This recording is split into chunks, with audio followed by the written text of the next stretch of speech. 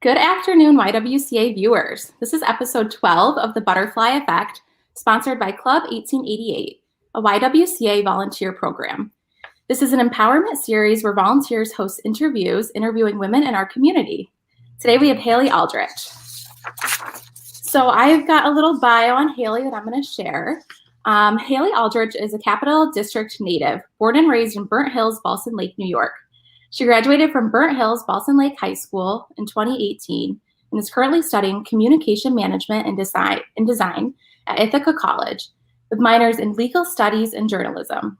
Hailey has always been interested in working for mission-based nonprofit organizations and has had the opportunity to use her communication skills to assist local organizations such as Passport for Good, the Universal Preservation Hall in Saratoga, and YWCA North Eastern NY. She began her work at the YWCA in the summer of 2020, helping to launch the organization's premier donor and volunteer program, Club 1888. At Ithaca College, Hailey has helped raise awareness about the homelessness issues facing the Tompkins County and the advocacy chair for the IC Habitat for Humanity. In this role, she organizes letter writing campaigns to lawmakers, facilitates educational workshops, and assists the Habitat for Humanity builds in the community. Hailey has benefited from having strong female mentors and role models in her life at every step of the path and looks forward to paving the way for more women to assume leadership roles and explore their passions. In the future, she hopes to pursue a career in advocacy and study either public policy or the law after she completes her undergrad. So I read all of that, but Hailey, do you have anything else you want to tell us about yourself? Yeah, thank you so much for having me, Leanne. I'm really excited to be here. And thank you for going over that. I'm really fortunate to have grown up, in the Capital District area and to have gone to Burnt Hills Ballston Lake. And I got a lot of really great opportunities there in the school district. And that's really where I first got involved with theater and performing, which has shaped a lot of, who I've become in the path that I've gone down. And so I started doing community theater when I was 5, in the high school show, and really found a love for it. And from there started doing community theater. And that's how I really got familiar with the Capital District and Schenectady area, and the greater county. And there's just something so special about theater and the types of relationships that you perform in that environment, and just being creative with, new friends who instantly become long-term friends. And you learn a lot from people there. And so that's where I found my love of, people and communications.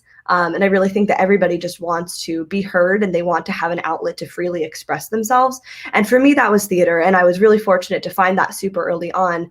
But I know that it's led me to the path of wanting to amplify voices of people who aren't always given that platform, and make sure that they feel heard and they can find that outlet for themselves. I love that. That's amazing. So who inspired you when you were young? That's a great question. I really feel fortunate to have had great role models in both of my parents. So both my parents work for State Farm. My dad works in data analytics, and my mom is an independent State Farm agent in Glenville. And she launched her business in 2008. So I was pretty young. I was still in elementary school at the time. And I got to watch what it was like for her to launch her business, to then grow that and build a team around that. And as a woman, that was really interesting to see, and instilled in me from very early on that, women are capable of doing these things, owning small businesses, just gave me a lot of confidence. But I also got to watch what it was like for both of them to work through that process together, and really be a team in doing that, and supporting one another, but also, making sure that my younger brother and I got shuttled around as little kids and were able to be involved in everything that we wanted to be. So gender roles really weren't present in my life growing up. It was much more of a team dynamic. And so because of that, I felt significantly less constrained by that growing up, because I had such a great example to go off of. So they inspire me every day, and I've gained a lot of leadership skills from them. And they really instilled in me that, it's important to always lead with empathy and kindness. So I'm really grateful for that. Oh, that's incredible. I'm sure that they're very proud of you and all of your accomplishments too. So kind of going off of that, who is your mentor? Yeah, so I've been doing a lot of thinking about mentorship recently, because in college, that's one of the very first things that you hear about is, okay, you got to start building a network and networking and find a mentor. And there's this idea that, a mentor is somebody who is just going to be there and provide opportunity after opportunity for you. But really what it comes down to is it's more of a two-way relationship than I think I initially thought that it was. And you have to know what you want to get out of that relationship before you really seek it out. And so that's something that I've been doing some reflecting about as I go forward to become a mentor.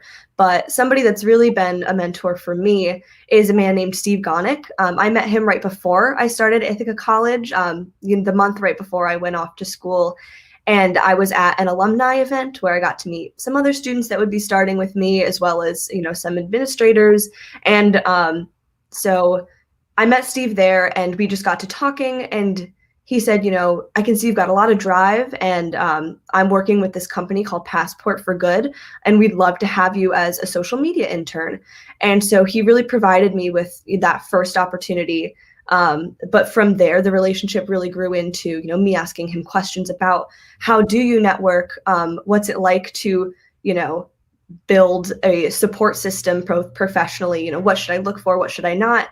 And he really taught me a lot about self-advocating and how to present yourself, and has been a really big support for me there. And I'm super grateful for that. And I think what that relationship has really taught me is not to discount men in your life, because I think as a woman, there is this idea of, I can't get any support from a man, or else I'm not an independent woman, and I kind of have to do it on my own. But there's so many people out there that want to root for you and support you. And sometimes they just happen to be men. Sometimes they happen to be women. And so that is, as long as it's a beneficial relationship, I think it's important not to discount those things right off the bat. Yeah, I think that's incredible. And it's so important to find those people in your life who are going to support you and root for you, as you said. So how did you come to the career path that you're in now? Yeah, so it all kind of branched out of, my involvement in theater and talking and working with people. And I wasn't sure for a while exactly what I wanted to do. I just knew that the common thread under that was being able to, work with people every day, get to know their stories, and, be able to help amplify their voices. And so for a while I was thinking, do I go into psychology? Do I go into politics? But starting college, I didn't have a strong enough idea exactly what career path I wanted to go into. I really found kind of a niche in working with nonprofit or mission-driven organizations that help be that support system for people. So I went into communications because, I think that's just the underlying factor in everything. No matter what you go into, you could have the best idea in the world, but if you don't know how to communicate it, then it's not really going to go anywhere. So I kind of want to be the person to help execute other people's visions and plans and help move organizations forward so they can help as many people as possible. And so that's one of the reasons why I loved working with the YWCA so much, because I really believe in their mission and love everything that they do. And so I began with them back in May, and I started as a worker at the front desk and also the project coordinator for Club 1888, which is a donor and volunteer program.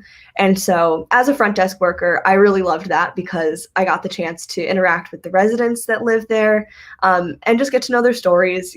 There's some really, really incredible women there. And I just loved learning what made them tick and different things like that. So that was great. But on the flip side of that, as the project coordinator for Club 1888, I got to work with, marketing, more things that were in my wheelhouse from school and the skills that I'd gained there. But something that was really surprising to me about that position was just how much trust the team had in me from very early on. So, at the time I was just, 19-year-old. I'd had my graphic design classes, I've had my communications classes, but they really let me apply those skills, which was super interesting. So when I started, I sat down, I was working with Kendra McHale, the development director, and she kind of gave me a vision that she had for the program and, the scope that she wanted it to take on, but then she just let me run with it. And I got to, design a website and, launch a social media campaign and really do some planning of what the program would look like. And I'd touch base with her along the way. But she was always so encouraging and said, yeah, I really like this. maybe we could tweak that, but you're doing a really great job. And it gave me the confidence to start thinking of myself as a professional and not just a college student, and recognize that I have the skills and I just need to apply them, and that I'm already well on my way to being able to contribute to organizations and help them move forward in that way. Yeah. Oh, that's amazing. As another person new in this career working for the Y, I completely relate, and they really do have something special. And I know how much they value you and your support as well. Thank you. So how does your identity as a woman play a role in your industry? Definitely. I think it's hard not to think about your identity in, every aspect of your life. Something that's really unique about the communications industry is that it's very female dominated. So it's kind of been, the flip and reverse of what a lot of people have experienced. But most of my classes are 75%, if not more, female based. So I haven't had a lot of, challenges in my life where, I've had to actively think about, okay, how do I bring a new perspective to this environment as a woman, because it was so filled with women. But in general, I've been told since I was younger, either from my parents or teachers or just society in general, that, you are a woman and you are going to face a lot of roadblocks or challenges or disadvantages because of that. And I think that was something that was pretty unique to, my generation, the generation before. We were prepared to look out for that kind of thing. So I felt like I was always able to really anticipate that and get better at advocating for myself from a pretty young age, and had really good support systems too, saying, you are deserving of equality, and just because you're a woman doesn't make you any better or less at anything. So I felt very prepared. Of course, there are always still roadblocks and there's ongoing learning that happens, but as a woman, I felt very confident in my identity, something that I have had to do more work on and will always be doing work on is not just my identity as a woman, but my identity as a white woman and what that means. And so, of course, being a woman, there are some disadvantages that come with that, but there's also, as a white woman, a lot of privilege that comes with that. And so, I've been working on how do I use my privilege as a woman, a white woman, to help other people and shine lights on people who don't have the same privilege that I do, and to give them agency. Because I think identity and privilege isn't something that you can just push aside and say, okay, when I get to where I'm going to go, then I'll turn around and make it better for everybody else. It's the kind of thing where you need to be doing the work constantly, and you need to be bringing people forward with you pretty much from the beginning, because if you're, waiting until you get to cross that finish line and then pave the way for other people, you're not hearing them and their experiences and their struggles and walking with them in that. So I think it's really important to bring people forward with you and just continue to pave the way for everybody. Yeah, that's amazing and so well said. I agree wholeheartedly. That was really very well said. Thank you. Yes. Let's see. Based on what you know now, what advice would you give younger women, maybe middle, high school, coming up in this world? Yeah, that's a great question. And I was thinking about that too, because I feel like I'm in a really, pivotal part in my life right now. I'm kind of at a crossroads, and I'm coming to the point in my life where I'm starting to critically think about, what's next for me, and reflecting back on what I wish that I knew. There was a quote that I came across recently that said, "Time you enjoy wasting isn't wasted time." And that just really stuck with me, because I think it's really easy to go throughout our day to day, just, checking boxes and doing things that we feel like we need to do and trying to be productive. But if we don't stop and waste some time and, figure out what time we enjoy wasting, then we don't really get to know ourselves, and we don't get to figure out what we want to do in our quiet moments, and that really gives us passion and, not know yourself in the fullest. So, life isn't about work. Life is about creating memories and passions and building in time to do what you enjoy. So I would encourage people to just take time, really figure out what drives you. And it's okay if that doesn't come automatically. Just try new things and realize that, that's an investment in you and is going to help you in the long term. Yeah, that's perfect. I like that a lot. I think that a lot of people can learn from that message for sure. So what do you want other women to know, kind of going off of all of that? Yeah, in a similar vein, I think while from a very young age, women are told, you're a woman, this is part of your identity, it's something that you need to think about. We're also kind of not very blatantly, but unconsciously tend to see other women as a threat or are threatened by other women's success. And I think that's just really counterproductive. And I think that we need to support all women regardless of, other aspects of their identity or their success. And we need to really be rooting for each other and not being roadblocks in other women's way. So I really hope that, we can skip some steps of, realizing that, okay, we're not a threat. This isn't a competition. We're all just moving forward on our own path and really support one another. Yeah, that's perfect. I agree with that as well. Everything you say, I completely agree. What is the interview question you've never been asked for before, and what would your response be? Yeah, I was really struggling with this one because, it was just a tricky one. So I was brainstorming with my family, and they came up with, what's a talent that you wish that you had? And something that I've never been able to do, but I've always wanted to, is to be able to snap. I just absolutely cannot snap my fingers. I don't know if I've got big thumbs or short stubby fingers, but in college when people like something, they'll snap for it, and I've just never been able to do that. So I'm just the one sitting in the corner pretending to snap and hoping everybody else's snaps are louder than mine. So that's what I wish that I could do. Great. That's awesome. I love it. So what is unique to you, or a special talent that you do have? It might not be snapping, but definitely going back to that performing piece.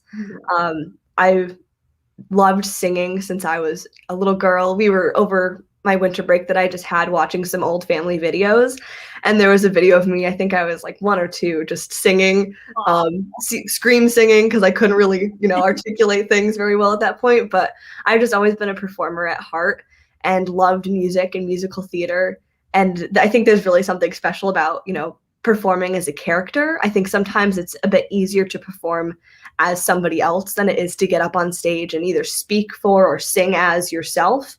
But just being able to put yourself in another character's shoes is really special. And I love that I've been able to foster that and grow that throughout my life. And while I'm kind of in a different path right now in college, I've been able to continue performing. I'm in an a cappella group right now, so I still have that creative outlet in my life. And while it's been hard during, COVID, post-pandemic, I'm really excited to get back into that.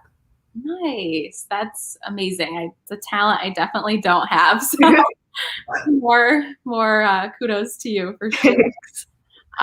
So kind of as we start to close, what is the best advice you've ever received?